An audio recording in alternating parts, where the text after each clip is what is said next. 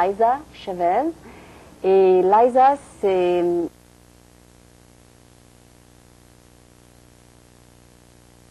Nous avons ce soir avec nous Liza Chavez. Et Liza, c'est une jeune dame qui aime beaucoup les animaux, n'est-ce pas? Bien sûr. Voilà, donc Liza, bienvenue au programme franco-américain. Merci beaucoup. Ok, donc Liza, avant de parler de tes animaux et de tes intérêts, je voudrais savoir un petit peu, en tant que Chavez, donc c'est un nom espagnol, en tant que d'origine espagnole, comment as-tu appris le français? Bon, ça fait depuis 10 ans, à peu près. Je suis ici en Amérique depuis 10 ans. Ah, d'accord. Et j'étais en France à peu près 15 ans. J'ai habité pendant 3 ans à Paris. Et j'étais à l'école à Paris pendant 1 an et demi. À l'âge de 15 ans? Oui, à peu près, 15-16 ans. Et j'ai appris le français là-bas. J'étais allée à l'école. D'accord. Donc c'était... Tu as fait le high school là-bas, c'est ça? Oui, oui, j'ai étudié là-bas. Tu as fait le bac peut-être, non? J'ai fait le bac et j'étais aussi allée à l'université pendant 1 an et demi. Ah, d'accord. Donc ça, j'ai appris beaucoup. Donc tu es restée jusqu'à l'âge de 19 ans peut-être? 20 ans. Jusqu'à 20 ans. Parce que ton français est très bon. Oh, merci beaucoup. Ok. J'ai pas la pratique ici en Amérique. J'ai pas beaucoup de copains, des amis français, donc ça fait depuis longtemps que je parle pas le français. Donc on pourra peut-être t'inviter à des parties françaises un peu plus souvent. Oh, bien, merci. D'accord, je suis très contente d'abord de t'avoir rencontré. Merci. Parce que tu viens donc de la Bolivie, n'est-ce pas? De l'Amérique du Sud, oui, de la Bolivie. Oui. Et donc, après t'avoir parlé, je me suis aperçue que moi aussi je viens d'un pays chaud, donc tu es une femme assez chaleureuse, parce que tu viens d'un pays assez chaleureux. Et donc, ta personnalité est très, très, très chaleureuse. Et je voulais te demander, quels sont donc, tu as vécu en Bolivie, en France et aux États-Unis. Quels sont les problèmes d'adaptation quand on vient d'un pays comme la Bolivie, l'Amérique du Sud? Pour moi, c'était toujours... je veux dire, pas vraiment la culture, mais c'était plutôt la partie peut-être émotionnelle. Les gens, souvent quand j'étais en France, les premières années c'était un peu difficile, parce que les gens, c'était tout à fait, pour moi c'était trop rationnel. Moi je venais de l'Amérique du Sud où il y a beaucoup plus de gens plus émotionnels. Et là j'ai trouvé des gens qui étaient beaucoup plus rationnels. Donc pour moi c'était un peu difficile d'entendre certaines choses. Ça, c'était la première interaction avec les Européens. Et après, j'ai habité en Suisse, et c'était dans la Suisse allemande. Donc, c'était encore beaucoup plus différent. Beaucoup plus différent. Mais j'ai appris beaucoup.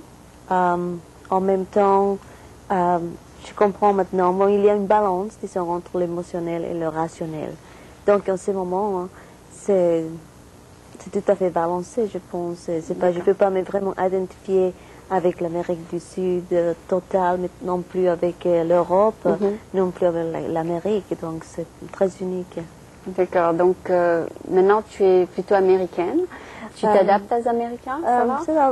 Bien sûr, on apprend à s'adapter. Mais bien sûr, je pense que l'essence de chaque personne est toujours la même. Même si on voyage, on est partout, on comprend les gens, mais l'essence est toujours le même. Non? Oui, on ne peut pas changer parce que c'est depuis qu'on est petit, n'est-ce pas? Voilà.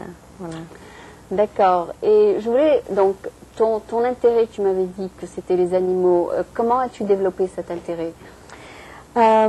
Quand j'ai habité en Bolivie, j'avais souvent, quand j'ai grandi, quand j'étais jeune, j'avais des animaux. J'avais des chats et des chiens, j'avais des oiseaux. Tu habitais dans une ferme? Non, j'habitais en ville, mais on avait toujours des animaux. Et on a beaucoup aimé les animaux. Tes parents aussi? Mes parents aussi, oui.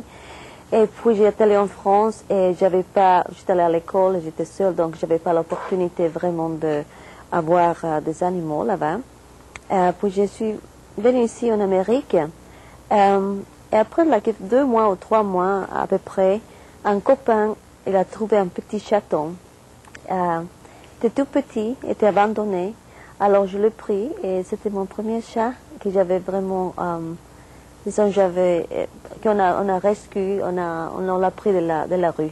Ça c'était le premier chat.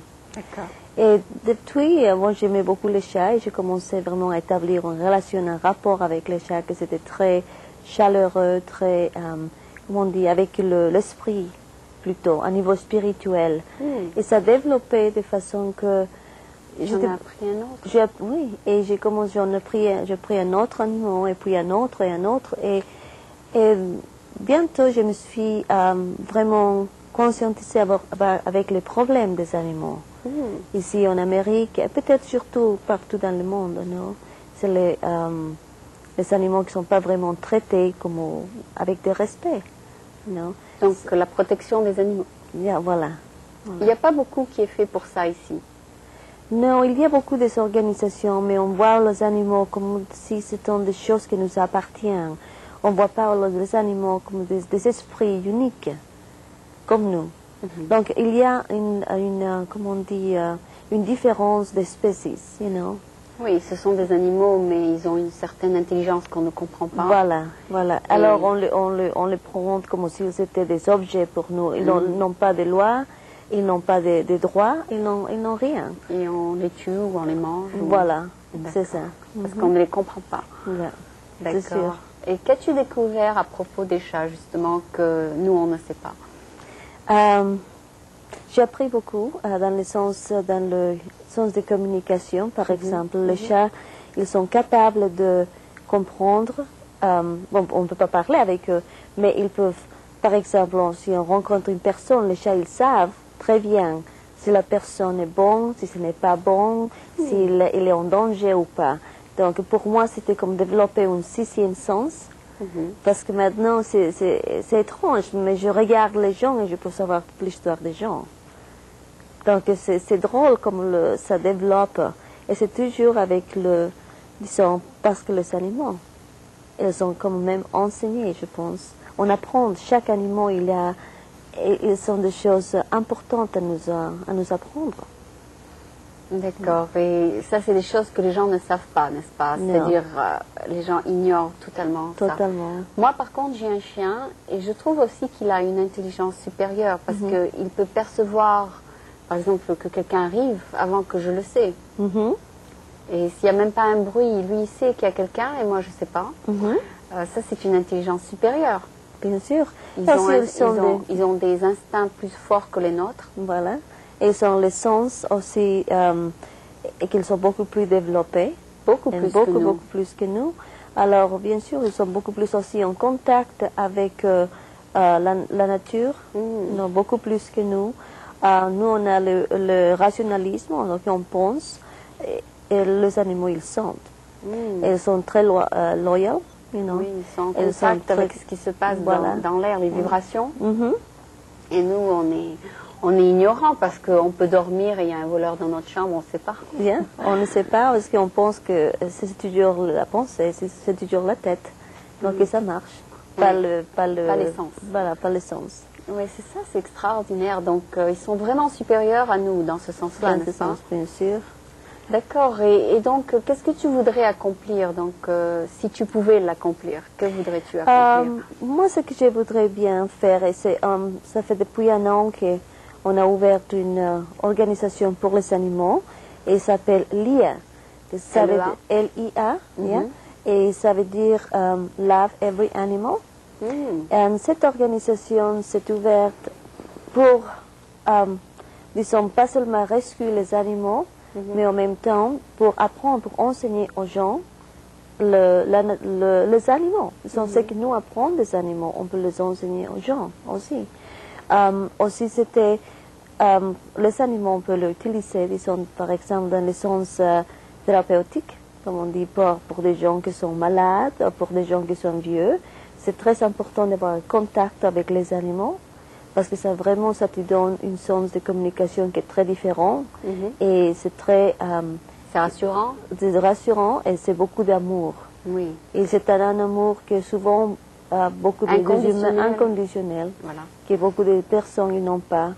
C'est bien d'avoir un compagnon. Voilà, c'est très important. Pour les enfants, c'est important parce qu'ils sont... Pour jouer. Et aussi, ils développent, deviennent beaucoup plus créatifs. parce qu'ils apprennent un nouveau langage, comme on dit, language. Oui. Est-ce que tu as eu un certain contact peut-être avec une organisation française pour la protection des animaux comme celle de Brigitte Bardot? Non, non, non, pas. Tu n'as jamais essayé de la contacter? Bien sûr, non, je n'ai pas essayé. Parce qu'elle fait beaucoup, elle va à la télévision, elle fait des fundraising, elle demande de l'argent pour les animaux et elle protège les animaux. Et c'est ça son message, parce qu'elle est une star internationale. Et donc, quand on parle d'elle, on parle de la protection, des animaux. Ce qui est bien. Oui, c'est merveilleux. Elle utilise sa notoriété, sa stardom pour attirer l'attention des gens sur ce problème. Bien sûr. Et ça, ce sont des gens qui peuvent faire encore plus pour les animaux. Hein. Et donc, toi, bon, tu n'es pas encore une star, mais tu peux peut-être accomplir plus qu'elle si tu veux, parce que c'est une question de volonté, n'est-ce pas? Bien sûr. Et donc, si tu pouvais accomplir ce que tu pourrais, tu voudrais peut-être ouvrir un organisme plus grand, c'est ça? Oui, on voudrait, éventuellement, je voudrais bien ouvrir un sanctuaire, sanctuario. Où on protège les animaux? Pour protéger les animaux, et en même temps, ils sont un centre d'éducation pour les gens. Pour des adultes et pour les enfants. Pour que dès qu'ils sont petits, ils apprennent à respecter les animaux. Voilà. Parce que ça, c'est pas seulement aider les animaux, mais c'est aussi apprendre des animaux qui nous enseignent et qu'on apprend aussi de nous. Non? Parce je crois qu'il y a un proverbe, ou je ne sais pas, qui dit que pour être humain, il faut apprendre à traiter les animaux comme des humains. Bien sûr. Exact. Parce que si tu traites les animaux comme des humains, c'est que tu as un niveau élevé. Beaucoup plus élevé. Parce qu'on a une conscience, disons, on ne voit pas la différence. On voit tous les jours des différences de nationalité, on a la différence des races, on a des différences des couleurs, de religion et tout ça. Mais si on arrive à comprendre un animal et apprendre des animaux, donc il n'y a pas vraiment de différence. On évolue. On a une évolution mentale et on voit les choses tout à fait différentes, en différentes perspectives. Donc c'est beaucoup plus enrichi et c'est beaucoup plus spirituel. Parce que non pas seulement on apprend à respecter les animaux, mais aussi apprendre à se respecter soi-même. Bien sûr. Est-ce que donc tu dois être végétarienne alors? Oui. Donc tu ne manges pas les animaux? Je ne mange pas les animaux, non. Je ne pense pas que c'est nécessaire pour survivre. Ah bon? D'accord. Est-ce que tu es concernée ou bien tu voudrais savoir le sort des animaux dans les laboratoires? Ça t'intéresse aussi? Oh, bien sûr. Ça t'intéresse aussi? Ça m'intéresse beaucoup et en plus, je pense vraiment absolument nécessaire. Non, pas nécessaire. Ce n'est pas nécessaire d'avoir des animaux pour les expériments. Non. Non. Absolument pas. Pour tester les médicaments? Non plus. Non plus. Parce qu'il y a des méthodes beaucoup plus avancées. Moi, je pense que la seule chose pourquoi on fait ça, c'est parce qu'on ne peut pas comme on dit, casser le cercle, couper le cercle d'une industrie. C'est tout. Et donc, alors, on continue les méthodes archaïques. C'est la même chose que quand on doit évoluer, c'est difficile de... Parce qu'il y a des trucs très cruels qui sont faits aux animaux. Voilà. Il y a des choses que ce n'est pas nécessaire, ce n'est pas scientifique. Et ça les fait souffrir. Voilà. Et il y a beaucoup de souffrance. Mais quand ils font des recherches, par exemple, sur le cancer et tout, ils font ça sur les rats. Est-ce que tu considères qu'un rat, c'est un animal à protéger, par exemple? Bien sûr. Je pense qu'ils sont tous, mais je ne vais pas dire la peste, s'ils sont de la peste, mais les animaux, chaque animal, ils ont le droit de vivre. Oui, mais il y en a beaucoup, il y a des millions. Bon, c'est une peste, c'est une autre chose, mais aussi, en même temps, il y a des prédateurs. Alors, la nature se balance pour soi-même. Le problème qu'on a, la nature qui n'est pas balancée, parce que nous, on a une balance. On met toute l'imbalance de la nature nous-mêmes. D'accord, mais donc si par exemple il y a une invasion de rats dans les égouts, par exemple, quand il y a eu en France, est-ce que tu serais pour les exterminer? Pour contrôler, oui. Il faut les tuer un peu. Contrôler, oui. Parce il faut aussi se défendre, n'est-ce pas? Voilà, oui. Mais ça, ce sont des cas extrêmes. Oui. Apparemment, on n'a pas eu de peste pour le moment. Mais il y a des pays où ils ont beaucoup de ces problèmes dans les égouts et tout. Bien. parce qu'il n'y a pas de sanitation, il n'y a rien. Voilà. Donc, il y a des cas, comme tu dis, extrêmes où c'est nécessaire de les exterminer. Bien sûr. Donc, jusqu'à où tu vas pour la protection des animaux? Pas les insectes, pas les animaux nuisibles, je pense. Oui, disons pas quelque chose qui met en danger une autre espèce, non? D'accord. Par exemple, nous. Voilà, donc si, l'essentiel c'est qu'ils nous laissent tranquilles et on les laisse vivre, c'est ça? Bien sûr. On les respecte parce qu'ils doivent habiter le monde aussi. Ils sont là pour une raison. D'accord. D'accord, mais ouais, il y a aussi les lions et tout ça, mais qui sont en voie de disparition, n'est-ce pas? Tout à fait. Et les éléphants aussi. Oui, les animaux. D'ailleurs, il paraît qu'il y a un species qui disparaît par jour parce qu'ils ne peuvent pas survivre, parce que l'homme pollue trop. Voilà, la déforestation, c'est aussi la même chose. Dans le Brésil? Voilà.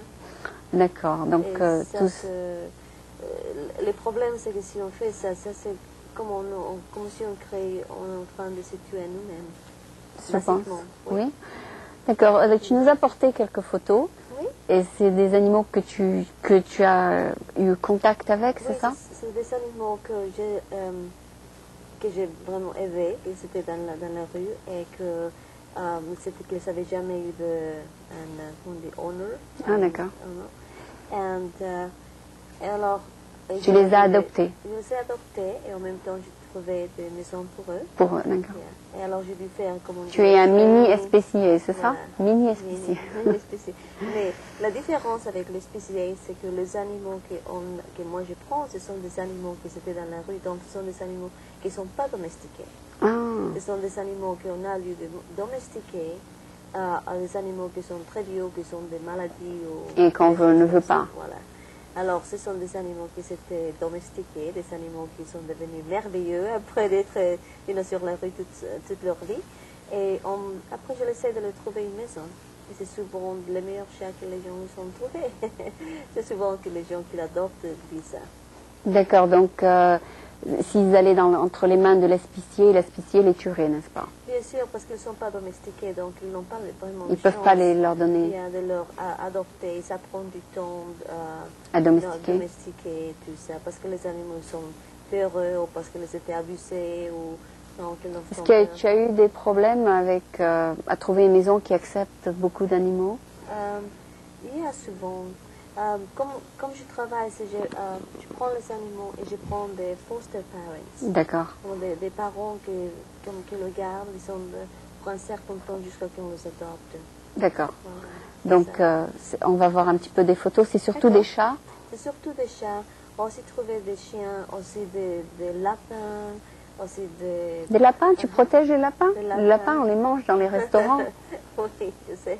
Mais ce sont des lapins, ils sont domestiques. D'accord. Pour les enfants, oui. Ils sont mignons en plus, c'est joli. Alors celui-là, il est vivant toujours? Il est vivant toujours et c'était tout à fait domestiqué.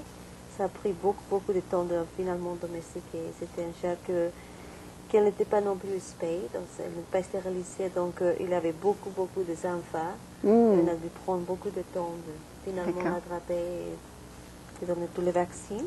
Ici, on peut voir quelques chats ensemble, là, qui habitent à peu près 6 ou 7 dans la maison. C'était une communauté. C'était une maison où tu habitais? Oui. Et il y avait 6 ou 7. Et alors, ils habitaient une communauté, donc ils sont tous des copains. C'était vraiment une vie très sociale. Mais quand il y a 7 chats dans une maison, il y a une odeur, non? Non. Non, ils vont dehors? Ils sont bien? Ils sont bien entraînés, oui. Yeah. Est-ce que les chats sont plus faciles à entraîner que les chiens? Les chiens sont beaucoup plus faciles à apprendre. Mais ils apprennent plus vite. Ah bon? Yeah. Les chiens, il faut vraiment un peu plus de temps. Il faut constamment donner le même message jusqu'à qu'ils apprennent. Et les chats, c'est absolument beaucoup plus vite. Et donc tu montes ces photos pour faire du fundraising des fois? Oui, je fais ça. On essaie maintenant de trouver un sanctuary. Oui. Pour les animaux. Et ça serait magnifique. Parce que je sais qu'il y a une femme qui avait une très grande maison à San Francisco, pleine d'animaux. Et elle dépensait sa fortune pour les élever et tout. Oui. Il faut avoir de l'argent aussi. Oui. ça prend beaucoup d'argent, ça prend beaucoup de temps et surtout ça prend beaucoup d'amour. Oui, il faut les nettoyer, il faut leur donner un bain de temps en temps. Oui, oui. Il faut les faire spade, non? Voilà. Et en plus, il faut vraiment, surtout ces chats-là, tous les chats ici sont des chats qui ne s'étaient jamais domestiqués, donc ça prend beaucoup de temps de leur vraiment domestiquer. Et c'est beaucoup d'amour. Et ils deviennent vraiment des animaux incroyables. Parce que toute leur vie, c'était dans les rues. Donc, c'est tout à fait... C'est différent. Si on a un chat, de petits, des chatons, donc c'est un petit peu plus différent. Ils sont beaux, celui-là, il a des yeux très brillants, enfin, très, comment on dit, flash. Il a les yeux jaunes, c'est ça? Oui. Et ça, c'était le premier chat qu'on a trouvé. Ah bon? Celui-là, il peut aller faire un concours. Il a une physionomie très, très différente. Oui, il était un mélange, je pense, avec Persian. Ah, d'accord. Avec les chats persiens. Oui, il y a est-ce que les chats... très joli. Les chats sauvages, est-ce qu'ils sont quelque chose en relation avec par exemple les léopards et tout ça? Oh oui, tous les chats. Mais les chats, je pense que c'est vraiment le seul animal qui n'a pas détérioré à la domestication, à cause de la domestication. Ah, d'accord. Je pense que les chats, vraiment, ils gardent tout le... exactement, c'est un mini-lion. Exactement. Mais il n'est pas sauvage. Non. Il ne mange pas l'animal. Il ne mange pas la viande, n'est-ce pas? Non, ils ne sont pas vraiment des prédateurs comme les lions. Ils sont pas des carnivores. Oh, ils sont carnivores. Si. Ah oui, c'est vrai, ils mangent de la viande. Ils doivent aussi, parce que les chiens, les grands lions... ils ont besoin de la viande. Ils ont besoin de la viande, la même chose avec les chats. Donc tu leur nourris la viande? La viande, oui. Il y a des animaux qui ne peuvent Donc pas toi, tu ne manges pas, mais eux, ils mangent. Ils mangent, oui. Mais c'est les animaux qui ne peuvent pas être végétariens, parce qu'ils sont une race. Une balance pour les yeux. S'il le manque cet élément qui s'appelle taurine, ils deviennent aveugles. Ah. Donc eux, il faut qu'ils mangent la viande. Il faut qu'ils mangent la viande. Donc tu es obligé de leur donner un animal. Voilà. Tu leur donnes donc du cow, de la vache, oui. De la vache, des choses comme ça. Du bœuf, oui. Et puis celui-là aussi, il a les yeux très très brillants les yeux verts. Ils sont très beaux. Tous les chats sont vraiment magnifiques. Et la plupart de ces chats, ils s'étaient adoptés aussi. Ça, c'est autre chose. D'accord. Donc c'est surtout les chats, on dirait. En ce moment, on fait les chats, disons, parce qu'il y a tellement... Les chiens mangent beaucoup plus, c'est trop cher. Oui, et aussi les chiens, je dois dire, surtout les chiens, s'ils sont dans la rue, ils ne survivent pas très long. Ah bon? Non, parce qu'ils sont tout à fait effrayés, ou il y a les voitures et tout ça, souvent ils périssent. Ils périssent, Mais les chats, ils peuvent vivre, mais dans de très mauvaises conditions, bien sûr. Ils peuvent vivre en mangeant un peu d'herbe ou en mangeant jusqu'à... Des souris, ou mangeant n'importe quoi que ce soit dans la poubelle. Ah oui, ils cherchent dans la poubelle et ils vivent. Oui, les chiens, ils sont beaucoup plus grands aussi. Beaucoup de chiens. Ils sont beaucoup plus effrayés aussi. Et aussi la fourrière, s'ils les voient dans la rue, ils les prennent tout de suite. Ah oui, tout à fait. Donc, ils n'ont pas vraiment beaucoup de chance de survivre. On les tue tout de suite, c'est ça? On les endort? Ouais. À moins qu'ils soient très beaux et on essaye de les mettre à l'adoption. Oui. Donc, c'est une très bonne cause. Oui, c'est surtout une cause pas seulement pour aider les animaux, mais aussi pour aider à soi-même, comme personne. Si on est capable de donner d'amour aux gens, aux animaux, inconditionnel, de le respecter aussi, on arrive à un niveau où on peut s'aider nous-mêmes, on peut s'aimer et on peut se respecter en même temps. Aussi, aux États-Unis, il y a, je crois, 60 millions de chats. Donc, je pense que c'est un nombre qui montre que les Américains, quand même, adoptent des chats. Et ça devient beaucoup plus de chats que de chiens. Voilà. Et donc, étant donné qu'il y a tant de chats, c'est qu'il y a quand même un certain amour pour les animaux aux États-Unis. Oui. C'est beaucoup plus convenient, disons, un chat qu'un chien. Oui. Oui. Ça, c'est l'animal le plus populaire. Est-ce que c'est la même chose dans ton pays? Non. Il n'y a pas autant d'animaux, peut-être. Il y a beaucoup d'animaux, mais surtout il y a des chiens et des chiens. Mais j'ai vu qu'il y a les gens beaucoup plus, qu'ils ont une relation avec les animaux beaucoup plus naturelle. Je veux dire qu'ils ne sont pas comme des choses, mais c'est comme quelqu'un qui est là, qui habite avec eux, oui, exactement, et qui les traite un peu mieux peut-être. À niveau peut-être émotionnel, il y a un peu plus gentil, plus amical. D'accord. Bon ben écoute, c'est un sujet très intéressant. Je suis sûre qu'il y a beaucoup à dire là-dessus et que au fur et à mesure de ton émigré, tu as développé beaucoup de connaissances à propos de ces animaux. Donc j'espère et je te souhaite beaucoup de chance à peut-être améliorer la situation des oui, animaux, oui, et aussi à peut-être améliorer ton organisation et à la faire grandir. Je voudrais bien, oui, bien Trouve sûr. des volontaires. Des volontaires et des gens qui aiment les animaux, même des gens qui, comme on dit, des vétérinaires, oui, des gens qui veulent donner leur service. Voilà, qui donnent leur service. Tu demandes, tu fais du tu demandes? Oui, je fais ça. Oui. Ou bien des gens qui peuvent faire des thérapies avec les animaux. Il y a vraiment il y a beaucoup de choses à faire. Oui. On peut éduquer les enfants avec des animaux, puis on peut développer notre sixième sens avec les animaux. Ok. Donc il y a beaucoup à dire là-dessus. Je te remercie de nous avoir fait quand même une introduction. Et on n'est pas allé en très grand détail parce qu'on n'est pas des scientistes, mais c'est une très très bonne cause et je te souhaite beaucoup de courage pour continuer. Merci beaucoup. Et je te remercie surtout d'être venue. Merci mille fois. Merci. Donc c'était Lisa Chavez, une dame qui protège et qui aime les animaux. Merci mille fois.